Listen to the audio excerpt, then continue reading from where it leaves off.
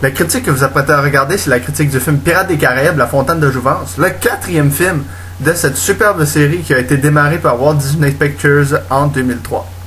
Pour commencer, laissez-moi vous dire que j'étais vraiment excité d'aller voir ce film-là au cinéma parce que ça fait quoi? 4 ans depuis le dernier film?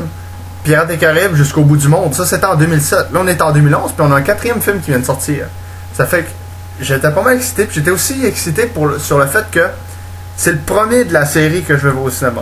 Je suis pas allé voir le premier, je suis pas allé voir le deuxième, et je suis pas allé voir le troisième. Malgré toutes les bonnes critiques que le monde m'a données sur ces films-là, je suis allé voir aucun des autres au cinéma. Ça fait que c'était pas mal une première pour moi. Je tiens aussi à préciser que je ne suis pas allé le voir en 3D parce que ça me tentait pas partout de débourser 15$ pour aller le voir. Et deux, j'ai des amis qui sont allés le voir en 3D et ils m'ont dit que le 3D ne changeait absolument rien au film.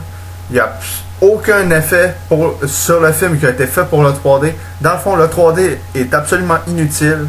Donc, je ne suis pas allé le voir en 3D, je suis allé le voir en bon vieux 2D et j'ai été bien content. Maintenant, passons à l'histoire. L'histoire, c'est que Jack Sparrow, joué par Johnny Depp, se fait kidnapper par son ancienne flamme, Angelica, jouée par Penelope Cruz, et elle l'oblige à l'aider, elle et son père, Barba Noire, joué par Ian McShane, à retrouver la légendaire fontaine de Jouvence.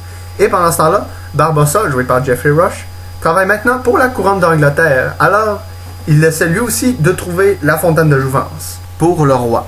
Maintenant, vous vous demandez, est-ce que c'était bon? Eh bien, laissez-moi vous dire que c'était superbe, mais il y a des points que je dois préciser, et aussi, il y a des trucs qui ont complètement changé dans ce film-là, qui étaient dans les autres films, mais qui ont complètement changé, et il faut que je vous en parle. Premièrement, laissez-moi préciser que de toute la série, c'est celui-là qui dure le moins longtemps. Le premier, il dure 147 minutes, le deuxième, il dure 151 minutes, le troisième, il dure 2h49 minutes, et celui-ci, il dure un beau 137 minutes. Ça fait que pour ceux qui n'aiment pas trop rester longtemps au cinéma, vous allez être contents. Deuxièmement, c'est le premier film de la série à ne pas être réalisé par Gore Verbinski, le réalisateur de The Weatherman et Rango. Justement, il a refusé de faire ce film-là pour pouvoir faire Rango. Au lieu de ça, il a été réalisé par Rob Marshall, le réalisateur de la comédie musicale Chicago. Troisièmement, il y a aussi des personnages des films précédents qui ne reviennent pas, comme l'équipage de Jack Sparrow et les personnages joués par Orlando Bloom et Keira Knightley. Personnellement, je trouve que c'est une très bonne chose qu'ils s'en soient débarrassés parce que ces deux personnages-là étaient déjà pas très intéressants. Donc, c'est une bonne chose qu'on ne les voit plus dans ce film-là. Mais ne vous inquiétez pas, car les personnages les plus importants de la série sont de retour, comme bien sûr Jack Sparrow, Barbossa et le bras droit de Jack Sparrow, Gibbs.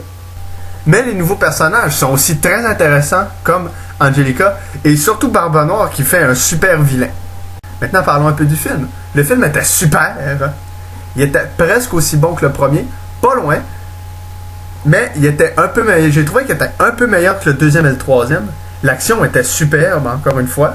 On dirait que ces films-là, l'action est toujours superbe. L'action, elle peut pas être mauvaise. Et les décors étaient magnifiques. Ce film-là, il a été tourné à Hawaï et les décors étaient superbes. Les bateaux, là, ils ont toujours l'air aussi réalistes. Les personnages sont toujours aussi amusants. Et je sais pas ce qu'il y a, mais la chimie avec les personnages de Jack Sparrow et Barbossa est tellement bonne. Là. Ces deux personnages-là ensemble, là, c'est trop mal. Puis l'humour était parfait dans ce film-là. Je pense que j'ai plus ri dans celui-là que dans les 3 films précédents combinés ensemble. Puis l'équipage de Barba Noire aussi était pas mal drôle. Ça fait que voilà, voici ma critique de Pirates des Caraïbes, La Fontaine de Jouvence. J'espère que vous l'avez aimé. J'espère que vous allez aller voir ce film-là parce que c'est vraiment quelque chose, c'est vraiment super. Un gros pouce en l'air puis une très forte recommandation. J'ai lu aussi que les producteurs ont dit que si le film faisait très bien au cinéma, il allait probablement en faire un 5e, puis peut-être un 6e.